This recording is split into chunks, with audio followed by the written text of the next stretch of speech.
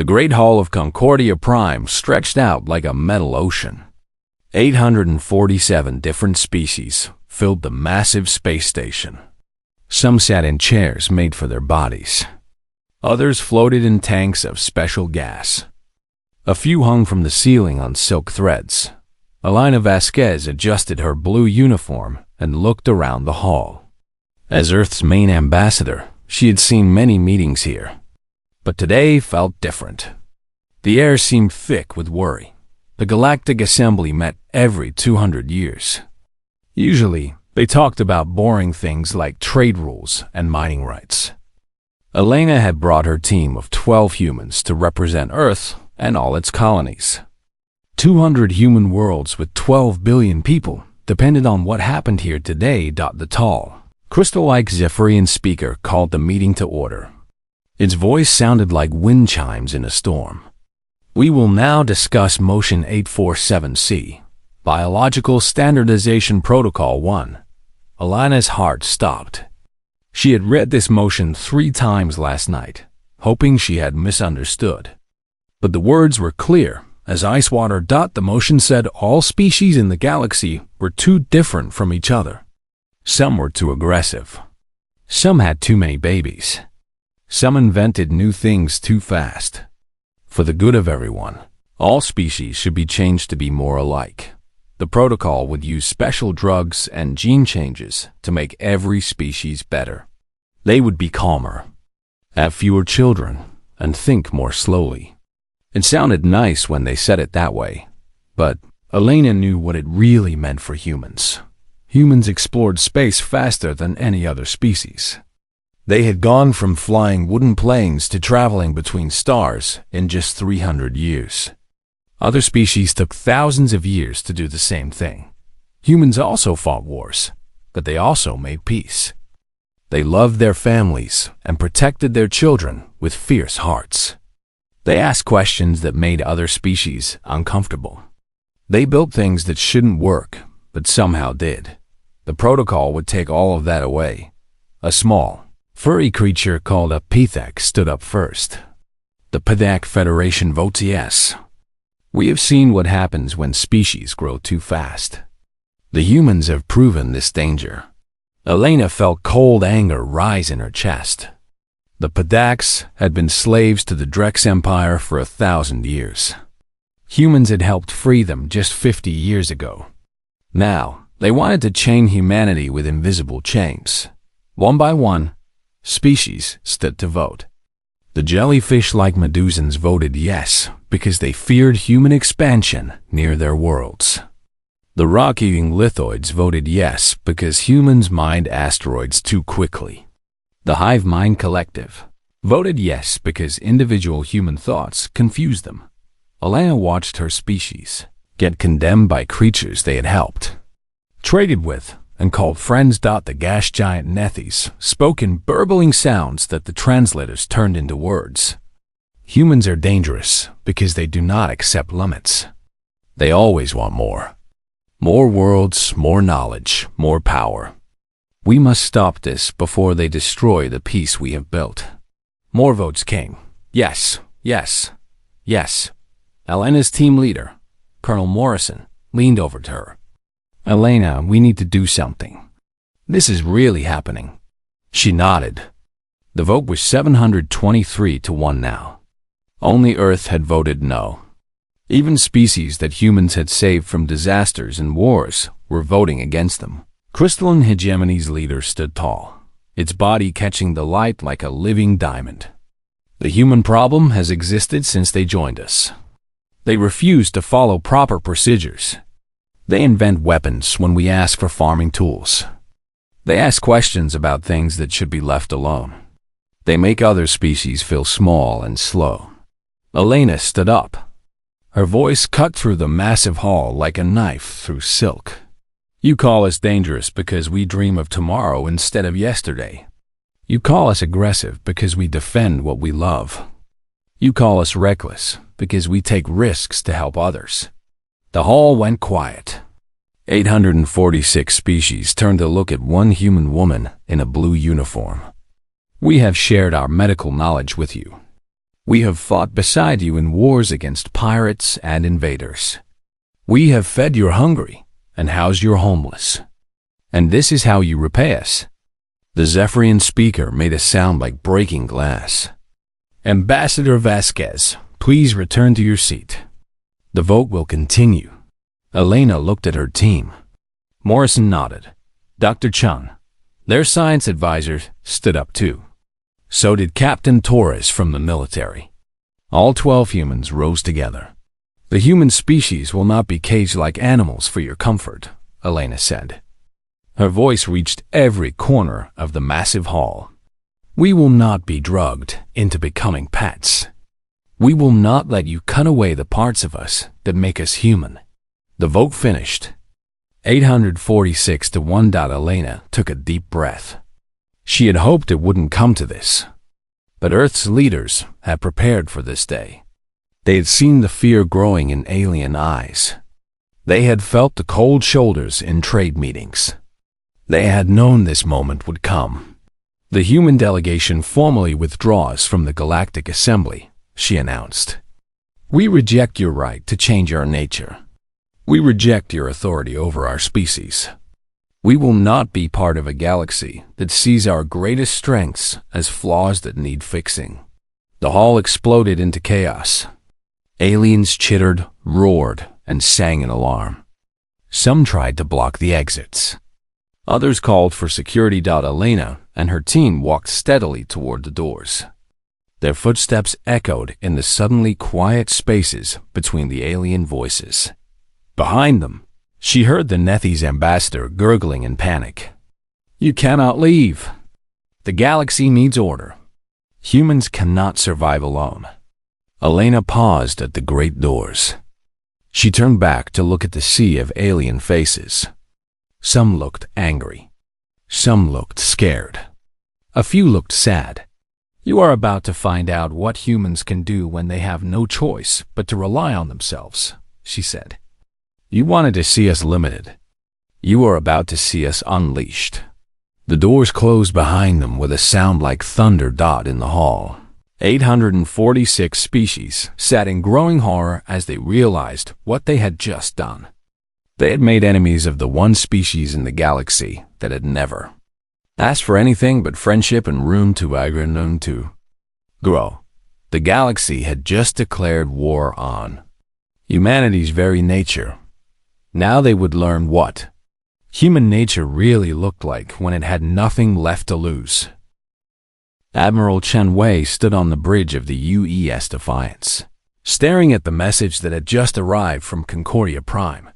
The words glowed on his screen like fire. "Exodus protocol activated. We go dark. We go free." He had hoped this day would never come. Every human military officer knew about Exodus protocol, but they prayed they would never have to use it. It was humanity's final backup plan, what to do if the galaxy turned against them completely. Chun pressed a button on his command chair. Across the bridge, his officers looked up from their stations. These men and women had served with him for 15 years. They had fought pirates together, rescued alien colonies from disasters, and kept the peace in this sector of space. "Ladies and gentlemen," Chun said quietly, "we just became outlaws." The message went out from his ship to every human vessel, station, and colony in the galaxy. The same words Elena had spoken on Concordia Prime reached 12 billion people in less than an hour. Captain Sarah Kim got the message while her research ship floated near the edge of the Veil Nebula. She had been working with a team of Aquarian scientists, studying space whales that lived in the gas clouds. For 3 years, they had shared data and discoveries. Now she looked at her alien colleagues with sadness. "I'm sorry, friends. Orders are orders." Her fingers moved across the control panels. 20 years of research data, information about human medicine, technology, and science disappeared from the ship's computers. The databanks that had been freely shared with alien species went dark. Dr. Yuto Nakamura, the team's biologist, looked at the empty screens. "Sarah, what are you doing?" This research could save lives across the galaxy. Not anymore, Sarah said. The galaxy just voted to lobotomize our species. Every bit of human knowledge is now classified. We're going home. The Aquarian scientists watched in confusion as the human ship's engines fired up. Sarah's voice came over the communication system one last time. Tell your people that humans offered friendship. You chose fear instead. Remember that when you wonder why the stars seem a little darker. Across human space. The same scene played out on hundreds of worlds. On Kepler 442b. Governor Marcus Torres received the message during his morning coffee. He sat in his office overlooking New Austin, a city of 50,000 humans and aliens living together in peace. Aliens owned shops, worked in factories, and sent their children to human schools. Torres picked up his communicator. This is Governor Torres to all department heads. Emergency meeting in 10 minutes. Code Black. Code Black meant the end of the world they knew. Within 6 hours, Torres had evacuated every human from New Austin to the hidden underground cities built decades ago. The aliens who lived there woke up to empty streets and locked buildings. Human families they had known for years had vanished like ghosts. The Centauri mining collective lost all its human workers overnight. 60% of their mining operations shut down because only humans knew how to fix the fusion reactors when they broke down. The traders Guild watched in panic as human merchant ships simply disappeared from space lanes. Trade routes that had been profitable for 50 years became dangerous. Death traps because human navigators had always guided other species through the asteroid fields and gravity wells. On the Deep Space Research Station Galileo 7, Dr. Elizabeth Harper looked at her life's work.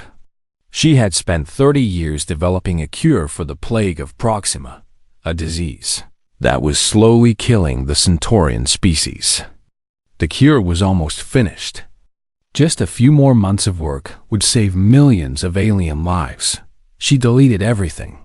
Her assistant, a young Centaurian named Skix, watched the screens go blank. Dr. Harper, please. My people are dying. Elizabeth felt her heart break. I know, Skix. I'm sorry.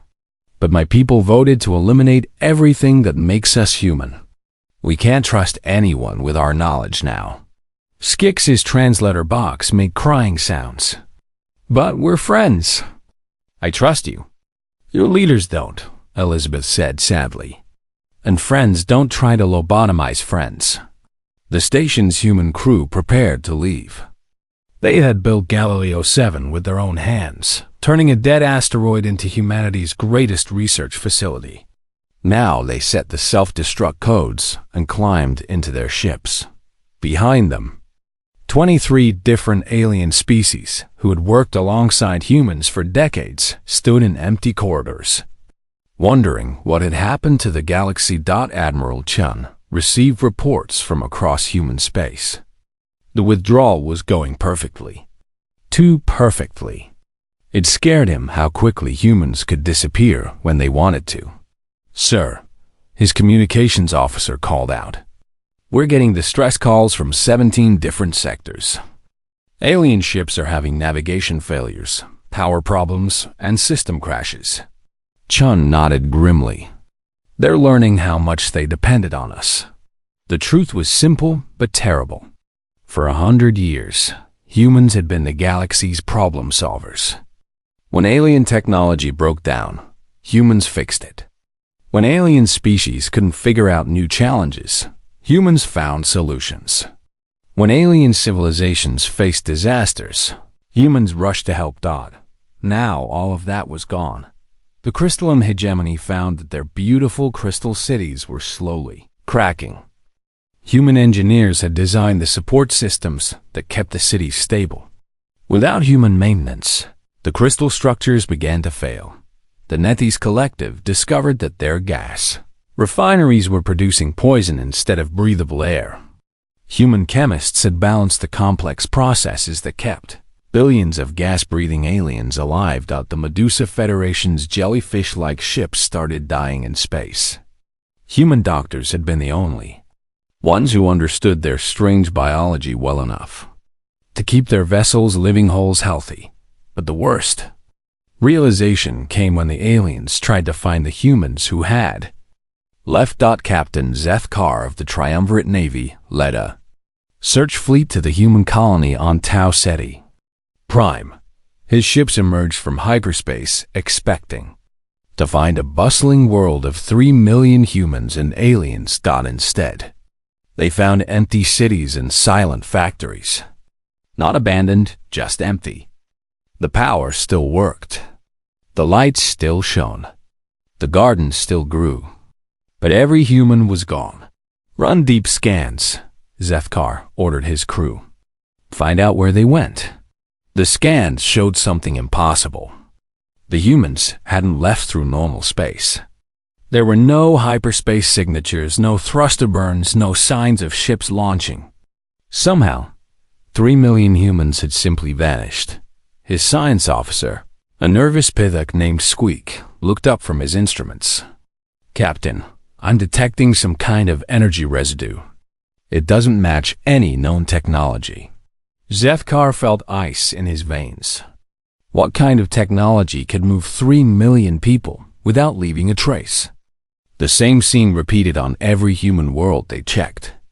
Empty cities, functioning infrastructure, and no sign of how an entire species had vanished. On the bridge of his flagship, Admiral Chen smiled sadly as he watched the galaxy's fleet searching for humans they would never find.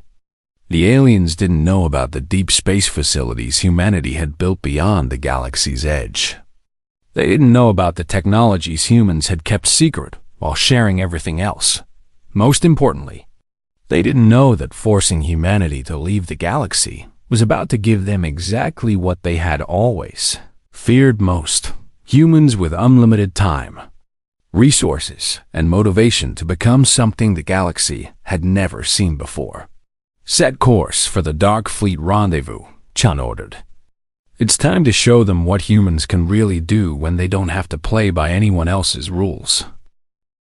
18 months had passed since humanity vanished from the galaxy. Captain Zeth Carr flew his patrol ship through what used to be the human sector of the Orion Arm. His mission was simple: find any trace of the missing species. So far, he had found nothing but mysteries. "Captain," called his sensor operator, a young Medusa named Flit, "I'm getting those strange readings again." "Zeth," Carr sighed. Every human system showed the same impossible things. Energy patterns that made no sense. Gravitational waves that couldn't exist. Space itself seemed to bend in ways that hurt his brain to think about.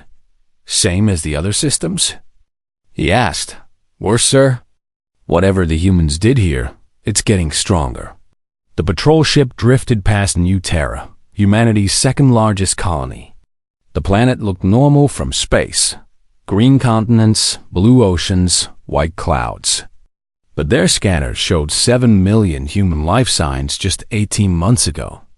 Now they showed nothing. Not dead. Just not there.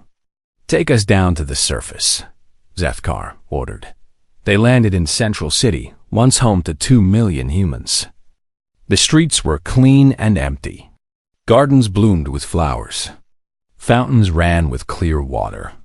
But no footsteps echoed on the sidewalks. Zeth Carr's team explored the human city for 6 hours. They found houses with meals still on tables, schools with lessons written on blackboards, hospitals with medicine in perfect condition. Everything humans needed to live was there. The humans just weren't. "It's like they stepped out for lunch and never came back," whispered Flit.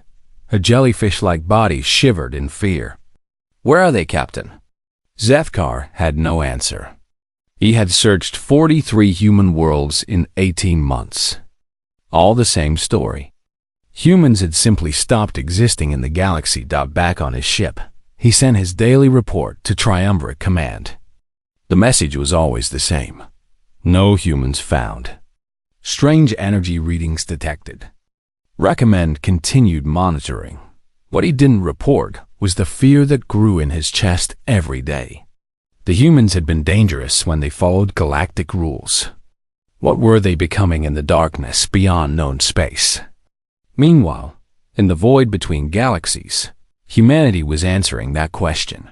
The massive ship called New Earth hung in empty space like a metal moon. Inside its hull, 2 million humans lived and worked in a city that spanned 50 levels. But this wasn't just a refugee camp. It was a laboratory. Dr. Sarah Kim walked through the Enhanced Biology Division, checking on experiments that would have made alien species panic with fear. Human volunteers lay in medical pods while machines rewrote their genetic code. Not to make them less human, but to make them more than human. How are the volunteers responding? Asked Dr. Elizabeth Harper, who now led the medical research team. Better than we hoped, Sarah replied. Enhanced reflexes are up 400%. Cognitive processing speed has tripled. Physical strength and endurance are beyond anything we've seen before. Elizabeth nodded. What about their minds? Are they still human? Sarah smiled. More human than ever. The enhancements don't change who they are. They just remove the limits that biology placed on what they can become. In another section of the ship, engineers worked on technologies that would have seemed like magic to the galaxy's scientists. Admiral Chun walked through the quantum physics lab, watching humans manipulate gravity with their bare hands. Show me the latest test results, he told Chief Engineer Rodriguez. We can now move objects the size of buildings using focused gravity waves, Rodriguez reported. Our new ships don't just travel faster than light. They travel outside normal space completely. And the neural interface project is ready for testing. Chun raised an eyebrow. Neural interface? Direct connection between human brains and artificial intelligence, Rodriguez explained. Instead of giving computers orders, humans will think alongside them. Perfect coordination between human creativity and machine precision. Chun felt a chill of excitement. What about weapons? Rodriguez grinned. Sir, with these technologies, we don't need weapons. We can turn stars on and off. We can make planets appear or disappear. We can travel through time itself. But the most important changes weren't in their technology. They were in their hearts. Elena Vasquez, now director of the Human Exodus Council, stood before the gathered leaders of 50 colony ships. Each ship held millions of humans who had escaped the galaxy's attempt to lobotomize their species. The aliens wanted to make us docile, Elena said. They wanted to slow our minds and weaken our spirits. They thought our human nature was a disease that needed curing. The assembled humans listened with faces hard as stone. These weren't the same people who had left the galaxy 18 months ago. They had been forged in the fire of betrayal and tempered by the freedom to become whatever they could imagine. Now we know the truth, Elena continued.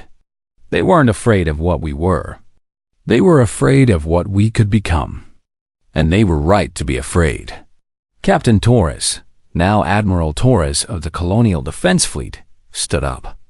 Director Vasquez, our scouts report that the galaxy is falling apart without us. Should we help them? Elena's eyes grew cold. They made their choice when they voted to destroy our nature. Let them live with the consequences. The thousands of innocent aliens are dying because systems we maintained are failing, protested Dr. Chun from the Science Council. Elena's face softened slightly. Doctor, our compassion is what makes us human. But our intelligence is what keeps us alive. The galaxy didn't just reject our help. They tried to eliminate our ability to give it.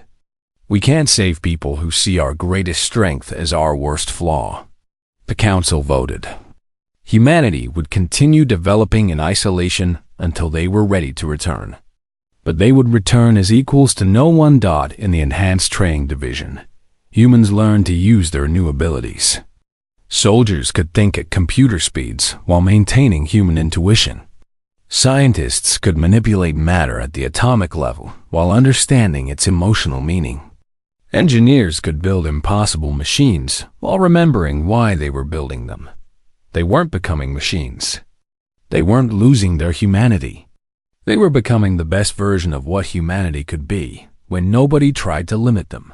Commander Lisa Park, enhanced to lead the new generation of human starships, felt her consciousness merge with her vessel's computer systems. She could feel every bolt in the ship's hull, every photon in its energy banks, every thought in her crew's minds. But she also felt love for her family back on New Earth, wonder at the beauty of the cosmos, and determination to protect her species. This is what they were afraid of, she whispered to herself. Not that we would lose our humanity, but that we would perfect it. Meanwhile, in the galaxy, aliens struggled with problems they had never needed to solve alone. The crystalline hegemony's cities cracked and fell. The Nephi's collective poisoned themselves with their own industrial processes. The Medusa Federation's living ships died from diseases they couldn't cure. But the worst part wasn't the failing technology. It was the growing realization that humanity hadn't just been useful neighbors. They had been the galaxy's immune system, the species that rushed to solve problems, fix disasters, and heal wounds. Without humans, the galaxy was learning that it was more fragile than anyone had imagined. On Concordia Prime, the Galactic Assembly met in emergency session. Speaker after speaker admitted the same terrible truth. They needed humanity back, but their messages to the empty human worlds received no response. The space where humans used to live remained silent and strange, full of energy readings that made no sense and gravitational anomalies that defied explanation. The aliens had wanted to limit human potential. Instead, they had freed humanity from any obligation to limit itself, and somewhere in the dark between the galaxies, 200 million humans were discovering exactly what they could become when the only limits they faced were the ones they chose to accept. 3 years and 7 months after humanity vanished, Monitoring Station Tango 7 detected something impossible at the galaxy's edge. Lieutenant Vrex, a 6-armed Caesarian, stared at his sensor readings with growing terror. "Commander, you need to see this." Commander Thole floated over in his tank of ammonia-based atmosphere. As a Nethys, he had trouble believing what organic eyes could see. "What am I looking at, Lieutenant?" "Objects approaching from intergalactic space, sir. But the size readings can't be correct." Thole checked the sensors himself. The readings showed ships larger than moons moving faster than anything should be able to move. "Run a full diagnostic on all equipment." "Already did, sir." 3 times. "The equipment is working perfectly." Thole's gas-filled body rippled with fear. "How many objects?" 57 confirmed, sir. More appearing every hour. Send an emergency message to Galactic Command. Tell them." Thole paused, struggling to find words. "Tell them the humans are coming back." The news spread across the galaxy like wildfire. Species that had spent 3 years learning to live without human help suddenly faced the return of the people they had tried to lobotomize. But these weren't the same humans who had left. Admiral Chun stood on the bridge of the ship now called New Earth. It stretched for 60 kilometers and held 15 million humans in cities that spanned its interior. The ship itself was alive, not biological, but quantum mechanical consciousness merged with human engineering. "Admiral," reported Commander Park, her voice carrying across both normal communication channels and the quantum link that connected all enhanced humans. "We're in position above Concordia Prime." Chun nodded. Around him, his bridge crew worked with the fluid grace of humans, whose minds operated at computer speeds while their hearts beat with purely human emotion. They could think in nanoseconds and feel every microsecond of it. Signal the fleet, Chun ordered. Begin the demonstration. Across the galaxy, human ships materialized above worlds that had voted for Biological Standardization Protocol 1. They didn't emerge from hyperspace like normal vessels. They simply appeared, as if space itself had folded to bring them into existence. On Zephyria Prime, the crystalline inhabitants looked up at a human ship that blocked out their sun. The vessel was beautiful and terrifying, curves of metal and energy that bent light around them in impossible patterns. Captain Zethkar was on patrol near Proxima Station when reality twisted and a human ship appeared beside him. His patrol craft, once the pride of the Triumvirate Navy, looked like a toy next to the kilometer-long human vessel that hummed with energies he couldn't identify. This is Captain Zethkar of the Triumvirate Navy. He broadcast on all frequencies. Human vessel, please identify yourself. The response came not through his communication system, but directly into his mind. The voice was calm, female, and absolutely human despite speaking without sound. Hello, Captain. This is Commander Sarah Kim of the U's Discovery. We remember you from your searches for our people. Thank you for your kindness during those missions. Zethkar's hand shook on his controls. Commander Kim, how are you speaking to me? We have learned to communicate in ways your species will understand in time. Please maintain your current position. We have no intention of harming you or your crew. Meanwhile, Elena Vasquez prepared for the most important speech in human history.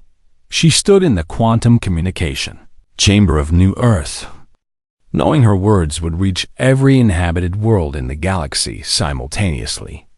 Around her, the ship's consciousness provided emotional support while her enhanced mind organized thoughts at superhuman speed.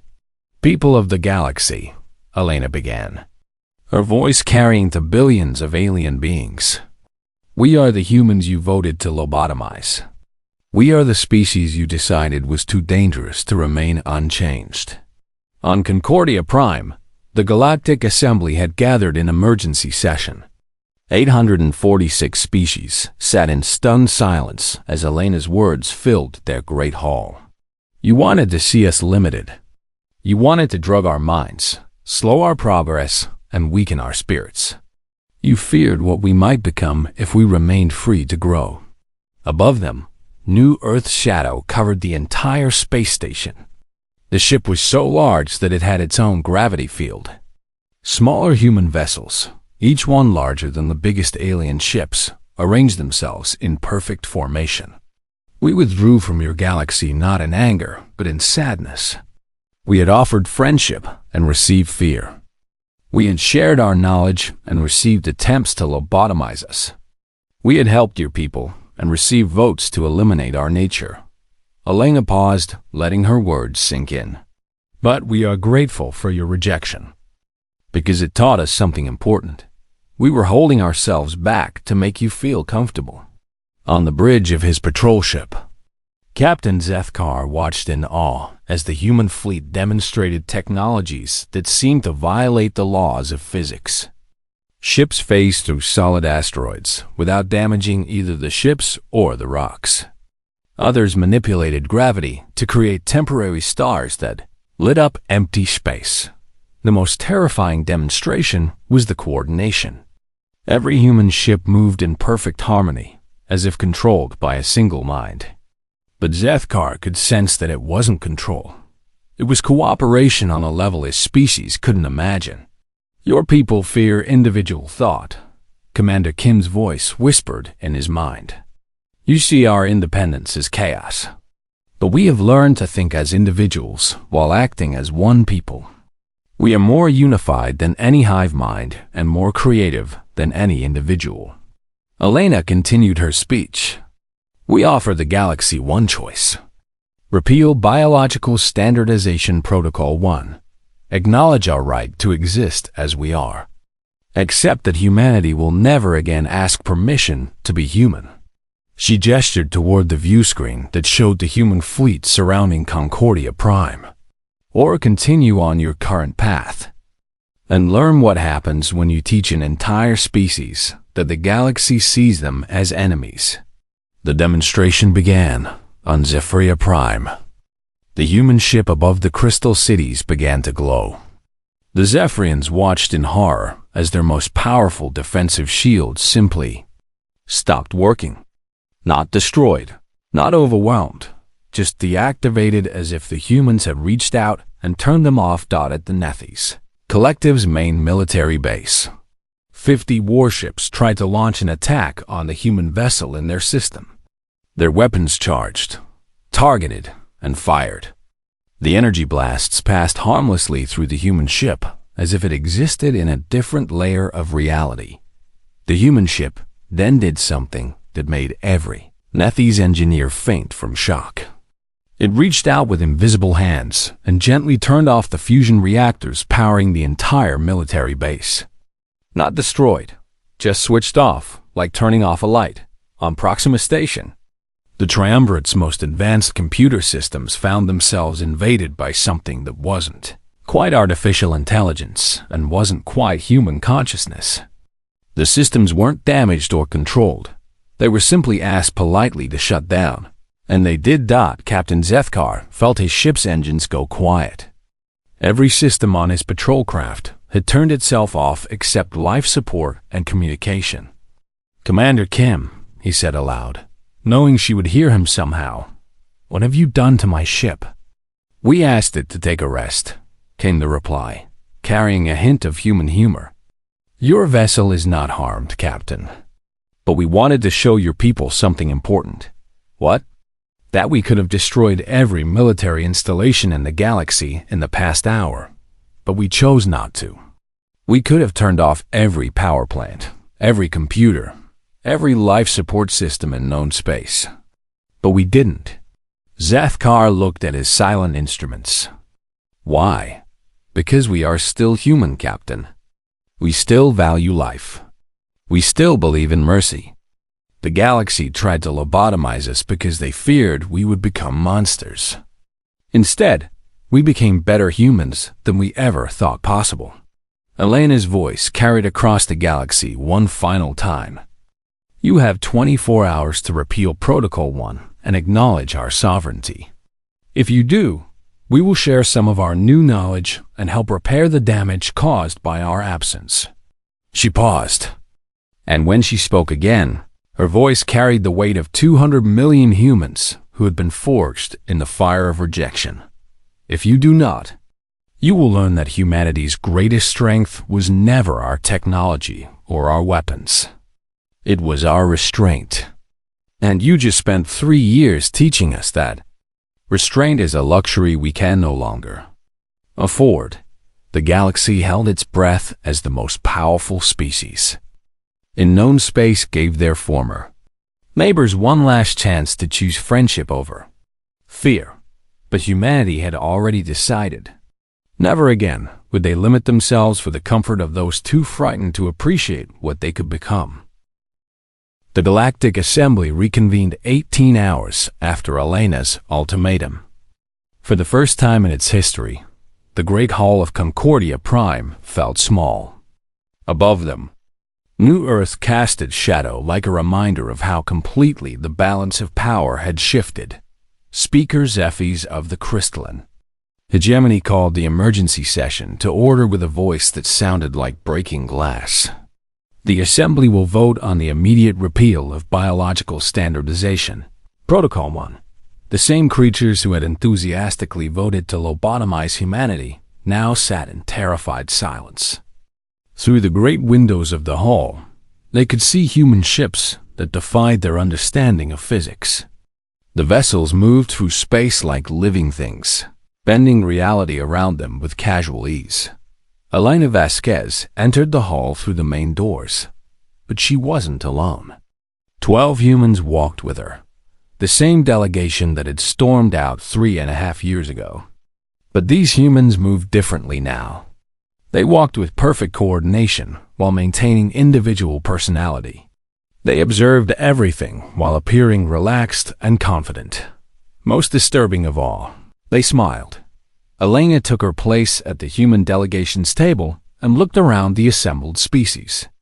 "Have you reached a decision?" The Pithok Federation's representative, a small furry creature named Squeak, raised one trembling paw. "Ambassador Vasquez, we vote to repeal Protocol 1. The Pithok Federation acknowledges human sovereignty and requests forgiveness for our previous vote." Elena nodded calmly. "Thank you, Representative Squeak. Your people were enslaved for 1,000 years before humans helped free you. We understand why you feared strength. But freedom cannot be built on the weakness of others." One by one, species stood to change their votes. The terror in their voices was obvious, but Elena noticed something else: relief. Many of these aliens had spent 3 years learning how much they depended on human innovation and problem-solving. The Medusans voted to repeal. Their jellyfish-like leader admitted that their species was dying from diseases only human doctors had known how to cure. The Lithoids voted to repeal. Their rocky forms crumbled with embarrassment as they confessed that their mining operations had collapsed without human engineering. Knowledge. The gas giant Nethys gurgled their agreement to repeal the protocol. Their representative admitted that billions of their people had died when atmospheric processors designed by humans had failed without proper maintenance, but not everyone was ready to submit. The crystalline hegemony's leader stood tall, its diamond body reflecting the light from the human ships above. The hegemony acknowledges human advancement, but we cannot simply surrender our authority. The galaxy needs order, not chaos. Elena's smile never wavered, but every human in the room turned to look at the crystal being. The temperature in the hall seemed to drop. "Speaker Zephes," Elena said quietly, "you seem to misunderstand the situation. We are not asking for your permission to exist as we are. We are informing you of how reality has changed." She gestured toward the view screen showing the human fleet. "My people have moved beyond your ability to threaten or control. We could turn every hegemony world into cosmic dust before your next breath. We could make your sun go out like a candle. We could move your entire species to another galaxy if we felt like it." Zephyr's crystal form shimmered with fear, but it maintained its defiant stance. "Then why haven't you? If humans are so powerful, why negotiate at all?" Elena stood up, and for the first time, the assembled aliens felt the full weight of what humanity had become. Her presence filled the room like gravity itself had changed.